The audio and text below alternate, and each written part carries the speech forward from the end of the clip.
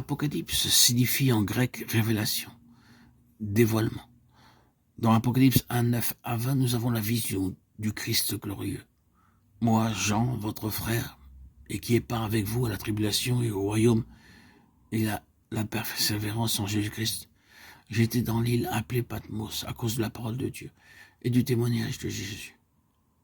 Je fus ravi en esprit au jour du Seigneur, et j'entendis derrière moi une voix forte, comme le son d'une trompette qui disait « Je suis l'alpha et l'oméga, le premier et le dernier. Ce que tu vois, écris-le dans un livre et envoie-le aux 7 églises, à Éphèse, à Smyrne, à Pergame, à Thyatire, à Sardes, à Philadelphie et à l'Odyssée. » Je me retournai pour connaître quelle était la voix qui me parlait.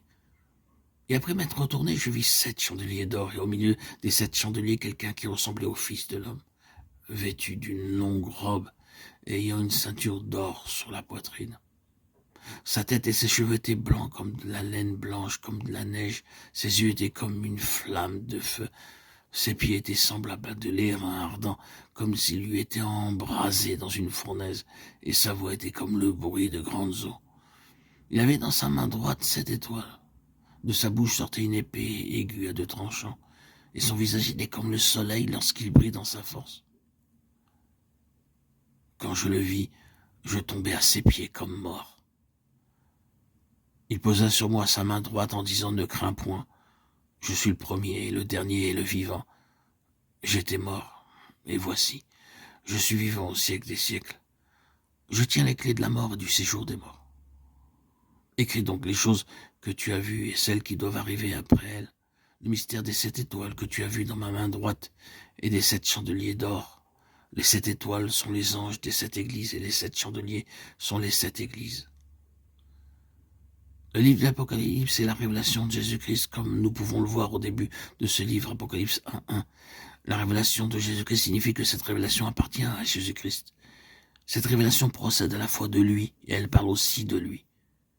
Dieu donne la révélation à Jésus-Christ, et par lui, cette même révélation nous est donnée. Toutes les révélations dans la Bible convergent vers Jésus-Christ. Elles ont toutes pour objectif de révéler sa personne. Ainsi donc, le livre de l'Apocalypse, le livre de la Révélation nous parle non seulement des choses à venir, mais plus que cela, de ce qu'est Jésus-Christ. Alors même que la Bible contient beaucoup de prophéties, son principal dessein et l'objet de toute l'écriture n'a pas pour but de nous faire connaître toutes ces prophéties, mais de nous faire voir qui est réellement Jésus-Christ. Et nous dévoile qui est ce Christ, qui sur cette terre fut Jésus de Nazareth, mais qui maintenant est monté au ciel. En consignant tous ces événements à venir que nous découvrons dans le livre de l'Apocalypse, l'intention de Jean n'était pas de nous faire savoir comment et quand ces choses arriveraient, mais de nous aider à voir que Christ régnera sur le trône. Ce Jésus-Christ est roi sur le trône. C'est ce que le livre de l'Apocalypse veut nous faire connaître. Nous connaissons Jésus-Christ comme le Sauveur, cependant cette connaissance n'est pas suffisante, parce que nous devons aussi le connaître comme roi. Nous devons connaître la sévérité du Seigneur, tout aussi bien que l'amour du Seigneur. Comprenons très clairement que le but du livre de l'Apocalypse est de nous faire davantage connaître Jésus-Christ, afin que nous soyons vigilants et préparés pour le jour où nous le verrons face à face.